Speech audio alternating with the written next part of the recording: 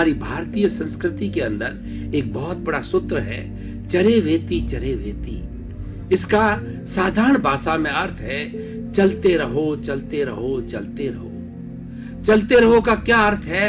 प्रयत्न करते रहो, प्रयत्न करते रहो। प्रयत्न करने वाले की कभी हार नहीं होती है। एक चींटी है, वह दीवार पर चढ़ती है, गिरती है, फिर चढ़ती है, फिर गिरती है। इस तरीके से प्रयत्न करते करते वो दीवार की जो है वो ऊंचाई तक पहुंच जाती है। ठीक उसी तरीके से व्यक्ति प्रयत्न करता रहता है तो वो निश्चित ही एक दिन अपने गंतव्य को प्राप्त हो जाता है। इसके अंदर धैर्य की आवश्यकता होती है। अब प्रश्न ये है कि हम चलते तो रहें, हम पुरुषार्थ तो करते रहें, लेकिन पुरुषार्थ किस तरीके से करें ताकि हमें सफलता मिले।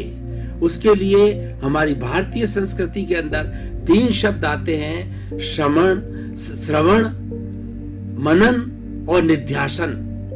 पहले कोई भी चीज को मनन करना, उसके बाद में उस पर गहराई से चिंतन करना, और चिंतन करने के बाद उस पर क्रियान्विति करना।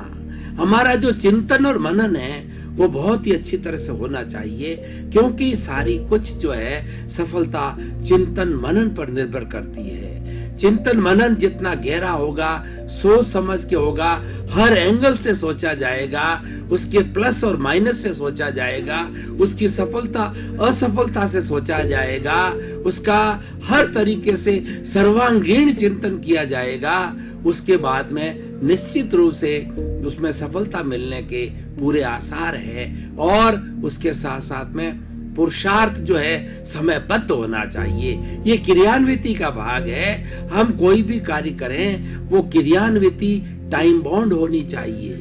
ये हमारा उद्देश्य तय होना चाहिए। लक्ष्य तय होने के बाद के अंदर वो लक्ष्य हमें कितने समय के अंदर प्राप्त करना है ये तय करना चाहिए, और उसकी प्राप्ति के लिए समय समय पर समीक्षा होनी चाहिए। मान लीजिए कोई हमने लक्ष्य लिया और हमने ये अनुमान लगाया कि ये लक्ष्य हमें 1 वर्ष में पूरा होने चाहिए, तो उसकी हमें हर महीने समीक्षा करनी चाहिए।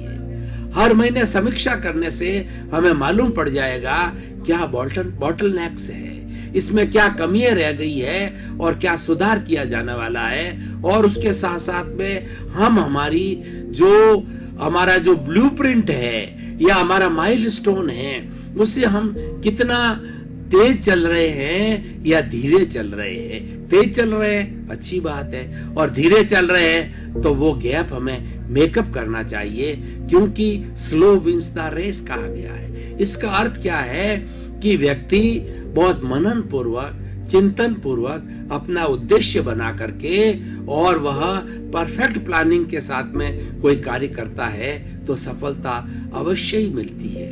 ये सारी बातें मनुष्य के जीवन के साथ भी निर्भर करती है, समाज के निर्माण पर भी निर्भर करती है, और ये विश्व एक अच्छा विश्व बनाने के लिए भी चरे वेती एक बहुत अच्छा सूत्र है।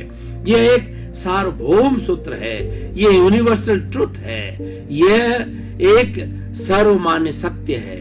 तो इसको हमें अपने जीवन के अंदर उतारना चाहिए, और इस सूत्र को अपना करके हम अपने जीवन का विकास करते हैं। और अगर कोई समाज है तो समाज का विकास हो सकता है, देश का विकास हो सकता है, और विश्व का विकास हो सकता है। भाई और बहनों, अब थोड़ा हम इस विषय को आज के सिनेरियो के अंदर देखते हैं कि आज हम कहां जा रहे हैं। आज हमारी जो सांस्कृतिक गिरावट आई है, उस गिरावट की ओर हमें देखना है, और ये सूत्र कैसे उसके अंदर उपयोगी हो सकता है वो हमें देखना है। आज का युग ग्लोबलाइजेशन, प्राइवेटाइजेशन और लिबरलाइजेशन का है, और आज के इस युग ने, इंटरनेट के युग ने, विज्ञान के युग ने हम सबको बहुत करीब ले आया है। हम पूरे विश्व जो है वो एक परिवार के रूप में हो गया है, सारी पृथ्वी एक गांव के रूप के अंदर हो गई है। हमारे ऋषियों मुनियों ने वसुधैव कुटुंबकम का सिद्धांत दिया था। वह सिद्धांत ठीक इसी तरह का था, वह सद्भावना पर आधारित था, वो ईश्वर प्राणिधान पर आधारित था, भाईचारे पर आधारित था, नैतिकता पर आधारित था, और उसका मूल सूत्र यह था कि हम सभी एक परमेश्वर की संतान हैं, हम एक कुटुंब के सदस्य हैं। इसीलिए हर सदस्य दूसरे सदस्य के साथ में अच्छा सम्मान का व्यवहार करेगा, सद्भावना का व्यवहार करेगा, नैतिकता का व्यवहार करेगा। उससे वो स्वयं जो है अच्छा जीवन जी सकेगा, और साथ साथ के अंदर संपूर्ण मानव जाति, संपूर्ण विश्व है, विश्व बंधुत्व की जो भावना से वह जीवन यापन करके और शांतिपूर्ण सह अस्तित्व से सबका जीवन बहुत अच्छा बन जाएगा। तो वसुधैव कुटुंबकम का सिद्धांत हमारी भावनाओं पर आधारित था, हमारे भीतर के जगत से जुड़ा हुआ था। लेकिन जो आज ये ग्लोबलाइजेशन का युग है वह ठीक उसी तरह से आधारित है, और वह मैटर से जुड़ा हुआ है, वह पुद्गल से जुड़ा हुआ है, और इसके अंदर सारी चीजें भौतिकता के साथ में जुड़ी हुई है।